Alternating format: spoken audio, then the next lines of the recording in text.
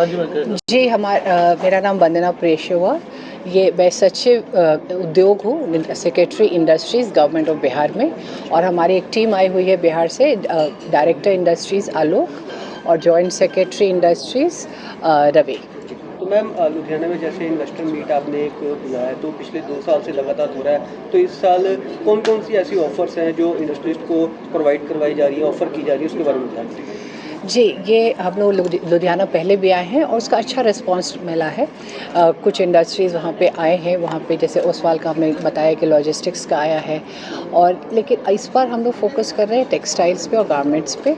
और हमारे इन्वेस्टर से बात हुई है और बहुत लोग अपना इन्वेस्टमेंट्स को बढ़ाना चाहते हैं, मतलब एक्सपैंड करना चाहते हैं। तो हमने कहा कि जो आपकी अगली यूनिट है आप बिहार में लगाइए और हम वहाँ पे आपको इंसेंटिव्स देंगे।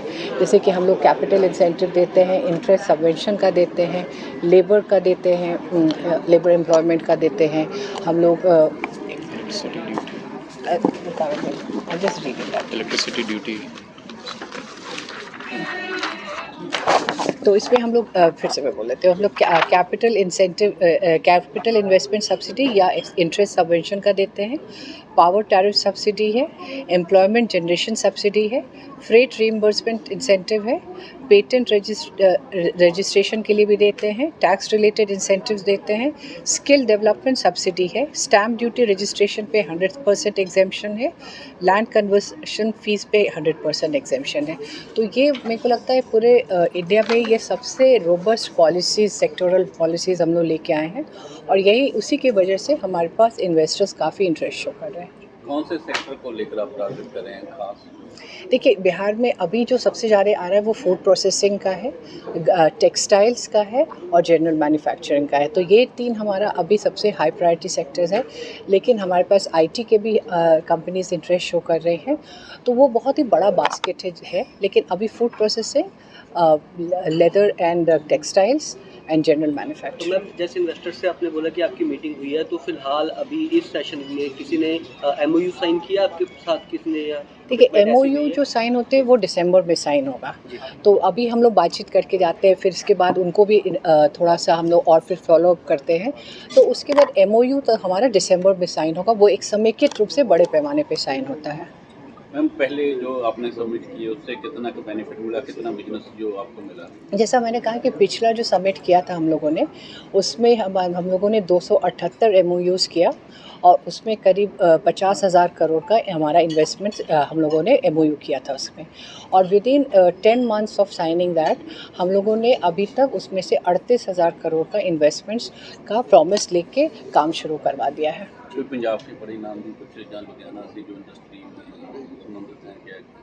लुधियाना से भी लोग आ रहे हैं। जैसे मैंने कहा कि कमल ओसवाल साहब है, उनका है वहाँ लॉजिस्टिक्स का, उन्होंने हाजीपुर में किया है, बहुत बड़ा उन्होंने इन्वेस्टमेंट किया है। तो मैम जैसे पंजाब लैंडलॉक प्रदेश है, तो बिहार में ऐसी कोई लिमिटेशंस इंडस्ट्री को लेके तो नहीं है? जैसे पंजाब इस मामले में थोड़ा पीछे रह जाता है ट्रांसपोर्टेशन को लेके, लैंडलॉक स्टेट है तो उसको लेके। जी, जिस तरह से पंजाब लैंडलॉक्ड है उसी तरह बिहार भी है, लेकिन पंजाब में भी ड्राई पोर्ट है और हमारे बिहार में भी अब एक ड्राई पोर्ट खुल गया है बिहटा के पास। तो उससे क्या होता है कि बहुत ही सहूलियत हो जाती है एक्सपोर्ट्स करने में। तो ऐसा कोई उसकी वजह से ये लैंडलॉक होने की वजह से ऐसा कोई ड्रॉबैक नहीं मुझे लगता है कोई है। तो मैम लगता है जैसे लेबर जो है वो बिहार या यूपी से ही ज़्यादातर पंजाब में आती है फैक्ट्रियों में, इंडस्ट्री में काम करने के लिए, तो इस चीज़ का बेनिफिट्स जो है इंडस्ट्रिस्ट को मिलेगा, तो जो लोकल लेबर है उनको प्रोवाइड हो जाएगी। जी, अब ये कहीं भी आप देश में चले जाइए तो वहाँ पे बिहार के लेबर्स आपको मिलेंगे। तो हमारी सरकार अब यही चाहती है कि ये जो लोग हैं जो वापस आके अपने प्रदेश में काम करना चाहते हैं उनको एम्प्लॉयमेंट अपॉर्चुनिटीज़ दिया जाए, उनको स्किल किया जाए, अगर वो स्किल है तो उनका स्किल अपग्रेडेशन किया जाए और उनको विभिन्न उद्योग में लगाया जाए। तो ये लोगों के लिए भी अच्छा है कि वो अपने घर में आके काम करेंगे, परिवार के साथ रहेंगे और इससे हमारा एम्प्लॉयमेंट बढ़ेगा और लोग और हमारे लेबर्स, क्योंकि ऑलरेडी उनका पॉपुलैरिटी बहुत ही लोगों के बीच में, पंजाब में भी वो लोग बहुत मेहनत करते हैं, तो उससे बिहार को फ़ायदा होगा। Thank you. सर अपना नाम बताइए। मेरा नाम आलोक रंजन घोष है। मैं डायरेक्टर इंडस्ट्रीज़ हूँ गवर्नमेंट ऑफ बिहार में। जी सर, इन्वेस्टर मीट जैसे लुधियाना में हो रही है, तो लुधियाना की खास करके या पंजाब के जो इंडस्ट्रिस्ट है, तो कितना उनकी तरफ से आपको प्रोत्साहन मिलता है और कितनी वो रुचि दिखाते हैं बिहार में इन्वेस्ट के लिए, उसके बारे में बताएं। देखिए, विगत कुछ वर्षों में जो बिहार का परसेप्शन है वो काफ़ी बदला है और इस चीज़ को हम लोग दिखाने के लिए अलग अलग शहरों में जा रहे हैं। लुधियाना भी उसमें से एक शहर है जहाँ पर जो बदलता बिहार है उसका पिक्चर हम लोग दिखाना चाहते हैं। और इसके कारण ये जो इमेज बदल रही है उसके कारण काफ़ी बड़ी इन्वेस्टमेंट जो है राज्य में अब एक्सपेंशन की पॉसिबिलिटीज़ को देखते हुए बहुत सारी यूनिट्स जो पूरे देश में और विदेश में भी हैं वो चाहते हैं कि बिहार में भी उनका एक एक्सपेंशन का एक यूनिट हो, क्योंकि वहाँ पर लेबर की एबिलिटी बहुत चीप है। साथ ही साथ जो सरकार की नीतियाँ काफ़ी फेवरेबल हैं नए बिजनेसमैन्स के लिए जो अपना एक्सपेंशन चाहते हैं। स्किलिंग की जो नीड्स की बात हम लोग ने बताई कि बिहार स्किल डेवलपमेंट मिशन है जो कि स्किलिंग पे खासकर विशेष रूप से राज्य सरकार अपनी तरफ से जोर देती है और जो यूनिट्स वहाँ पर आती हैं और स्किलिंग अगर वो अपनी तरफ से भी कराती हैं, स्किल लेबर तैयार करते हैं, तो उसके लिए हम लोग स्किलिंग के लिए सब्सिडी भी उपलब्ध कराते हैं। सर, जैसे किसी भी प्रदेश में इन्वेस्टमेंट के लिए, निवेशकों के लिए सबसे ज़रूरी है कि जो वहाँ का लॉ एंड ऑर्डर है या जहाँ पे माहौल है वो अच्छा हो। तो बिहार में किस तरह के हालात है अभी, क्योंकि जैसे पंजाब में और अन्य राज्यों में ऐसे थोड़े माहौल लॉ एंड ऑर्डर को लेकर सवाल खड़े होते हैं, तो बिहार में क्या आप कमिटमेंट करते हैं? देखिए, मैंने पहले ही बताया कि परसेप्शन एक बहुत बड़ी चीज़ होती है और बिहार में जो लॉ एंड ऑर्डर में जो सुधार हुआ है, मैं तो आप सबों को आमंत्रित करूँगा कि आप लोग आएँ और उस चीज़ को फील करें रादर देन मैं बोलूँ कि बिहार में लॉ एंड ऑर्डर सुधर गया है। और इस कारण से और इसका बहुत सारे कारण रहे हैं कि राज्य सरकार द्वारा जो इंफ्रास्ट्रक्चर में जो डेवलपमेंट किया गया है, कनेक्टिविटी जो बढ़ गई है। पहले ऐसे सुनसान क्षेत्र थे जहाँ पर समस्याएं लॉ एंड ऑर्डर की रहती थी, वहाँ पर वो समस्या नहीं, क्योंकि कनेक्टिविटी बढ़ गई, लोगों का आर्थिक स्तर भी काफ़ी ज़्यादा बढ़ गया। तो लॉ एंड ऑर्डर की सिचुएशन जो बढ़ी है उसको आप लोग आकर खुद महसूस करें। और यही कारण भी है कि अप्रत्यक्ष रूप से, इनडायरेक्ट रूप से जो इन्वेस्टमेंट्स राज्य में आ रहे हैं उसका एक तरीके से इनडायरेक्ट इंडिकेशन भी है कि यहाँ पर चीज़ें बहुत ज़्यादा व्यवस्थित हो रही हैं और आने वाले दिनों में और अच्छी माहौल वहाँ पर। क्या सर इस बार टारगेट लेके चले हैं पिछले बार से, मतलब पिछली बार जितना हुआ 50, इस बार क्या टारगेट? देखिए, हम लोग तो अपने लिए बेयर मिनिमम हम लोग ने सोचा है कि जो भी हम लोगों ने लास्ट बार बिहार बिजनेस कनेक्ट में किया उससे भी दुगने से भी ज़्यादा का हमने लक्ष्य रखा है और हम लोग को पूरा विश्वास है कि दुगने से ज़्यादा करेंगे। लास्ट बिहार बिजनेस कनेक्ट में लगभग 50,000 करोड़ का हम लोगों ने MOU साइन कराया था, उसमें से 38,000 MOU कन्वर्ट भी हो गए। मतलब लोगों ने सिर्फ अपना इंटेंशन ही नहीं जताया बल्कि वहाँ पर आके इन्वेस्ट भी कर दिया। और आने वाले दिनों में हम लोग ने जो बिहार बिजनेस कनेक्ट 24 के लिए रखा वो 1 लाख करोड़ से भी ऊपर का लक्ष्य मिल रहा है। जैसे पंजाब में भी अब इंडस्ट्री को एक बड़ी मार चाइना की पड़ रही है, कैसे देखते हैं कि उसको कैसे कम्पीट करें, क्योंकि पंजाब में आप बिजनेस ढूंढ रहे हैं या अदर स्टेट? देखिए, किसी भी राज्य में अगर बड़ी इंडस्ट्रीज़ को आना है तो छोटी इंडस्ट्रीज़ को पहले आना हो। MSME इसमें एक बहुत महत्वपूर्ण इसमें भूमिका अदा करता है। राज्य में, बिहार राज्य की अगर बात बताऊं तो 34 लाख से भी अधिक MSME की यूनिट्स अब वहाँ पर आ चुकी हैं। और MSME जो इकोसिस्टम की हम लोग बात करते हैं कि छोटी छोटी इकाइयाँ जब रहती हैं, एंसिलरीज वहाँ पर रहती हैं, तो बड़े उद्योग स्वतः ही अपने वहाँ पर आने लगते हैं। और उसका दूसरा चक्र भी चलता है कि बड़ी इंडस्ट्री आ जाती है तो छोटी छोटी इकाइयाँ भी आ जाती हैं। चाइना के साथ हमारा जो भी कंपटीशन है वो इन छोटी छोटी इकाइयों को लेकर है, जो बेसिक रिक्वायरमेंट्स है उसको लेकर है। अगर हम लोग आत्मनिर्भर बनेंगे, हमारा देश एज अ होल, राज्य एज अ होल, तो मुझे नहीं लगता कि चाइना से कोई हम लोग को डरने की आवश्यकता है। हम हर राज्य अपना विकास कर सकता है। Thank you. हाँ जी, जी, मेरा नाम वंदना प्रेशवा, ये मैं सचिव उद्योग हूँ, secretary industries government of Bihar में। और हमारी एक टीम आई हुई है बिहार से, डायरेक्टर इंडस्ट्रीज़ आलोक और जॉइंट सेक्रेटरी इंडस्ट्रीज़ रवि। तो मैम, लुधियाना में जैसे इन्वेस्टर मीट आपने एक बुलाया है तो पिछले 2 साल से लगातार हो रहा है, तो इस साल कौन कौन सी ऐसी ऑफर्स हैं जो इंडस्ट्रिस्ट को प्रोवाइड करवाई जा रही है, ऑफर की जा रही है, उसके बारे में बताएं। जी, ये हम लोग लुधियाना पहले भी आए हैं और उसका अच्छा रिस्पांस मिला है। कुछ इंडस्ट्रीज़ वहाँ पे आए हैं, वहाँ पे जैसे ओसवाल का हमने बताया कि लॉजिस्टिक्स का आया है। और लेकिन इस बार हम लोग फोकस कर रहे हैं टेक्सटाइल्स पे और गारमेंट्स पे। और हमारे इन्वेस्टर से बात हुई है और बहुत लोग अपना इन्वेस्टमेंट्स को बढ़ाना चाहते हैं, मतलब एक्सपैंड करना चाहते हैं। तो हमने कहा कि जो आपकी अगली यूनिट है आप बिहार में लगाइए और हम वहाँ पे आपको इंसेंटिव्स देंगे। जैसे कि हम लोग कैपिटल इंसेंटिव देते हैं, इंटरेस्ट सबवेंशन का देते हैं, लेबर का देते हैं, लेबर एम्प्लॉयमेंट का देते हैं हम लोग। इलेक्ट्रिसिटी ड्यूटी तो इसमें हम लोग फिर से मैं बोल लेते हैं, हम लोग capital incentive, capital investment subsidy या इंटरेस्ट सबवेंशन का देते हैं, पावर टैरिफ सब्सिडी है, एम्प्लॉयमेंट जनरेशन सब्सिडी है, फ्रेट रीइंबर्समेंट इंसेंटिव है, पेटेंट रजिस्ट्रेशन के लिए भी देते हैं, टैक्स रिलेटेड इंसेंटिव्स देते हैं, स्किल डेवलपमेंट सब्सिडी है, स्टैम्प ड्यूटी रजिस्ट्रेशन पे 100% एग्जेम्पशन है, लैंड कन्वर्शन फीस पे 100% एग्जेम्पशन है। तो ये मेरे को लगता है पूरे इंडिया में ये सबसे रोबस्ट पॉलिसीज़, सेक्टोरल पॉलिसीज़ हम लोग लेके आए हैं, और यही उसी की वजह से हमारे पास इन्वेस्टर्स काफ़ी इंटरेस्ट शो कर रहे हैं। कौन से सेक्टर को लेकर आप टारगेट कर रहे हैं खास? देखिए, बिहार में अभी जो सबसे ज़्यादा आ रहा है वो फूड प्रोसेसिंग का है, टेक्सटाइल्स का है और जनरल मैन्युफैक्चरिंग का है। तो ये 3 हमारा अभी सबसे हाई प्रायोरिटी सेक्टर्स है, लेकिन हमारे पास आईटी के भी कंपनीज इंटरेस्ट शो कर रहे हैं, तो वो बहुत ही बड़ा बास्केट है। लेकिन अभी food processing, leather and textiles and general तो मैन्युफैक्चरिंग। मैम, जैसे इन्वेस्टर से आपने बोला कि आपकी मीटिंग हुई है, तो फिलहाल अभी इस सेशन में किसी ने एमओयू साइन किया आपके साथ, किसने? या देखिए, document ऐसे एमओयू भी है? जो साइन होते हैं वो दिसंबर में साइन होगा। जी। तो अभी हम लोग बातचीत करके जाते हैं, फिर इसके बाद उनको भी थोड़ा सा हम लोग और फिर फॉलो अप करते हैं। तो उसके बाद एमओयू तो हमारा दिसंबर में साइन होगा, वो एक समेकित रूप से बड़े पैमाने पे साइन होता है। मैम, पहले जो आपने सबमिट किए उससे कितना का बेनिफिट मिला, कितना बिजनेस जो आपको मिला? जैसा मैंने कहा कि पिछला जो समिट किया था हम लोगों ने, उसमें हम लोगों ने 278 एमओयूज़ किया, और उसमें करीब 50,000 करोड़ का हमारा इन्वेस्टमेंट हम लोगों ने एमओयू किया था उसमें।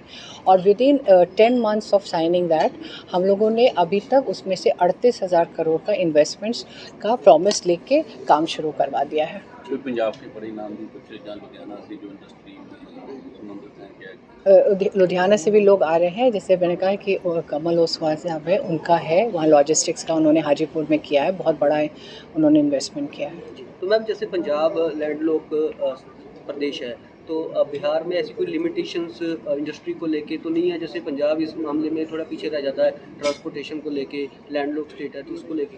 जी, जिस तरह से पंजाब लैंडलॉक्ड है उसी तरह बिहार भी है, लेकिन पंजाब में भी ड्राई पोर्ट है, और हमारे बिहार में भी अब एक ड्राई पोर्ट खुल गया है बेहटा के पास। तो उससे क्या होता है कि बहुत ही सहूलियत हो जाती है एक्सपोर्ट्स करने में।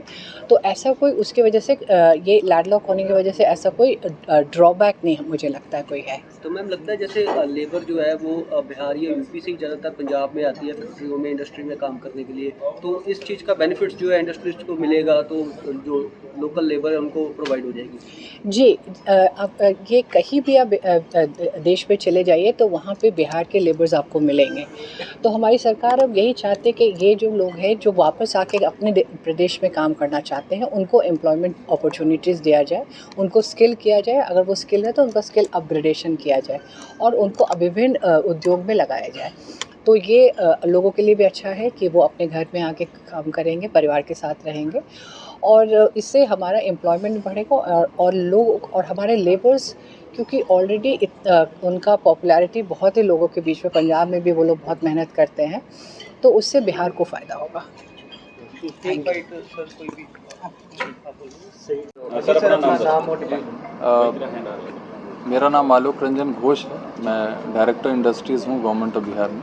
सर, इन्वेस्टर मीट जैसे लुधियाना में हो रही है, तो लुधियाना की खास करके या पंजाब के जो इंडस्ट्रिस्ट है, तो कितना उनकी तरफ से आपको प्रोत्साहन मिलता है और कितनी वो रुचि दिखाते हैं बिहार में इन्वेस्ट के लिए, उसके बारे में बताएं। देखिए, विगत कुछ वर्षों में जो बिहार का परसेप्शन है वो काफ़ी बदला है, और इस चीज़ को हम लोग दिखाने के लिए अलग अलग शहरों में जा रहे हैं। लुधियाना भी उसमें से एक शहर है जहाँ पर जो बदलता बिहार है उसका पिक्चर हम लोग दिखाना चाहते हैं, और इसके कारण ये जो इमेज बदल रही है उसके कारण काफ़ी बड़ी इन्वेस्टमेंट जो है राज्य में अब एक्सपेंशन की पॉसिबिलिटीज़ को देखते हुए बहुत सारी यूनिट्स जो पूरे देश में और विदेश में भी हैं वो चाहते हैं कि बिहार में भी उनका एक एक्सपेंशन का एक यूनिट हो, क्योंकि वहाँ पर लेबर की एबिलिटी बहुत चीप है। साथ ही साथ जो सरकार की नीतियाँ काफ़ी फेवरेबल हैं नए बिजनेसमैन के लिए जो अपना एक्सपेंशन चाहते हैं। स्किलिंग की जो नीड्स की बात हम लोग ने बताई कि बिहार स्किल डेवलपमेंट मिशन है, जो कि स्किलिंग पे खासकर विशेष रूप से राज्य सरकार अपनी तरफ से जोर देती है, और जो यूनिट्स वहाँ पर आती हैं और स्किलिंग अगर वो अपनी तरफ से भी कराती हैं, स्किल लेबर तैयार करते हैं, तो उसके लिए हम लोग स्किलिंग के लिए सब्सिडी भी उपलब्ध कराते हैं। सर, जैसे किसी भी प्रदेश में इन्वेस्टमेंट के लिए, निवेशकों के लिए सबसे ज़रूरी है कि जो वहाँ का लॉ एंड ऑर्डर है या जहाँ पे माहौल है वो अच्छा हो। तो बिहार में किस तरह के हालात है अभी, क्योंकि जैसे पंजाब में और अन्य राज्यों में ऐसे थोड़े माहौल लॉ एंड ऑर्डर को लेकर सवाल खड़े होते हैं, तो बिहार में क्या आप कमिटमेंट करते हैं?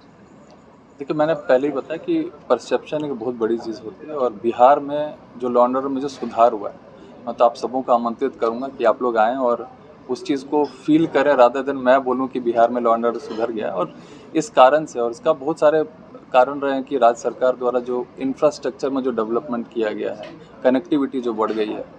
पहले ऐसे सुनसान क्षेत्र थे जहाँ पर समस्याएं लॉ एंड ऑर्डर की रहती थी, वहाँ पर वो समस्या नहीं, क्योंकि कनेक्टिविटी बढ़ गई, लोगों का आर्थिक स्तर भी काफ़ी ज़्यादा बढ़ गया। तो लॉ एंड ऑर्डर की सिचुएशन जो बढ़ी है उसको आप लोग आकर खुद महसूस करें। और यही कारण भी है कि अप्रत्यक्ष रूप से, इनडायरेक्ट रूप से जो इन्वेस्टमेंट्स राज्य में आ रहे हैं उसका एक तरीके से इनडायरेक्ट इंडिकेशन भी है कि यहाँ पर चीज़ें बहुत ज़्यादा व्यवस्थित हो रही हैं और आने वाले दिनों में और अच्छी माहौल वहाँ पर बनेगा। क्या सर इस बार टारगेट लेके चले हैं पिछले बार से, मतलब पिछली बार जितना हुआ 50, इस बार क्या टारगेट? देखिए, हम लोग तो अपने लिए बेयर मिनिमम हम लोग ने सोचा है कि जो भी हम लोगों ने लास्ट बार बिहार बिजनेस कनेक्ट में किया उससे भी दुगने से भी ज़्यादा का हमने लक्ष्य रखा है और हम लोग को पूरा विश्वास है कि दुगने से ज़्यादा करेंगे। लास्ट बिहार बिजनेस कनेक्ट में लगभग 50,000 करोड़ का हम लोगों ने MOU साइन कराया था, उसमें से 38,000 MOU कन्वर्ट भी हो गए। मतलब लोगों ने सिर्फ अपना इंटेंशन ही नहीं जताया बल्कि वहाँ पर आके इन्वेस्ट भी कर दिया। और आने वाले दिनों में हम लोग ने जो बिहार बिजनेस कनेक्ट 24 के लिए रखा वो 1 लाख करोड़ से भी ऊपर का लक्ष्य मिल रहा है। जैसे पंजाब में भी अब इंडस्ट्री को एक बड़ी मार चाइना की पड़ रही है, कैसे देखते हैं कि उसको कैसे कम्पीट करें, क्योंकि पंजाब में आप बिजनेस ढूंढ रहे हैं या अदर स्टेट? देखिए, किसी भी राज्य में अगर बड़ी इंडस्ट्रीज़ को आना है तो छोटी इंडस्ट्रीज़ को पहले आना हो। MSME इसमें एक बहुत महत्वपूर्ण इसमें भूमिका अदा करता है। राज्य में, बिहार राज्य की अगर बात बताऊं तो 34 लाख से भी अधिक MSME की यूनिट्स अब वहाँ पर आ चुकी हैं। और MSME जो इकोसिस्टम की हम लोग बात करते हैं कि छोटी छोटी इकाइयाँ जब रहती हैं, एंसिलरीज वहाँ पर रहती हैं, तो बड़े उद्योग स्वतः ही अपने वहाँ पर आने लगते हैं। और उसका दूसरा चक्र भी चलता है कि बड़ी इंडस्ट्री आ जाती है तो छोटी छोटी इकाइयाँ भी आ जाती हैं। चाइना के साथ हमारा जो भी कंपटीशन है वो इन छोटी छोटी इकाइयों को लेकर है, जो बेसिक रिक्वायरमेंट्स है उसको लेकर है। अगर हम लोग आत्मनिर्भर बनेंगे, हमारा देश एज अ होल, राज्य एज अ होल, तो मुझे नहीं लगता कि चाइना से कोई हम लोग को डरने की आवश्यकता है। हम हर राज्य अपना विकास कर सकता है। Thank you. जी, मेरा नाम वंदना प्रेशवा, ये मैं सचिव उद्योग हूँ, secretary industries government of Bihar में। और हमारी एक टीम आई हुई है बिहार से, डायरेक्टर इंडस्ट्रीज़ आलोक और जॉइंट सेक्रेटरी इंडस्ट्रीज़ रवि। तो मैम, लुधियाना में जैसे इन्वेस्टर मीट आपने एक बुलाया है तो पिछले 2 साल से लगातार हो रहा है, तो इस साल कौन कौन सी ऐसी ऑफर्स हैं जो इंडस्ट्रिस्ट को प्रोवाइड करवाई जा रही है, ऑफर की जा रही है, उसके बारे में बताएं। जी, ये हम लोग लुधियाना पहले भी आए हैं और उसका अच्छा रिस्पांस मिला है। कुछ इंडस्ट्रीज़ वहाँ पे आए हैं, वहाँ पे जैसे ओसवाल का हमने बताया कि लॉजिस्टिक्स का आया है। और लेकिन इस बार हम लोग फोकस कर रहे हैं टेक्सटाइल्स पे और गारमेंट्स पे। और हमारे इन्वेस्टर से बात हुई है और बहुत लोग अपना इन्वेस्टमेंट्स को बढ़ाना चाहते हैं, मतलब एक्सपैंड करना चाहते हैं। तो हमने कहा कि जो आपकी अगली यूनिट है आप बिहार में लगाइए और हम वहाँ पे आपको इंसेंटिव्स देंगे। जैसे कि हम लोग कैपिटल इंसेंटिव देते हैं, इंटरेस्ट सबवेंशन का देते हैं, लेबर का देते हैं, लेबर एम्प्लॉयमेंट का देते हैं हम लोग। Electricity duty. तो इसमें हम लोग फिर से मैं बोल लेते हैं, हम लोग capital incentive, capital investment subsidy या इंटरेस्ट सबवेंशन का देते हैं, पावर टैरिफ सब्सिडी है।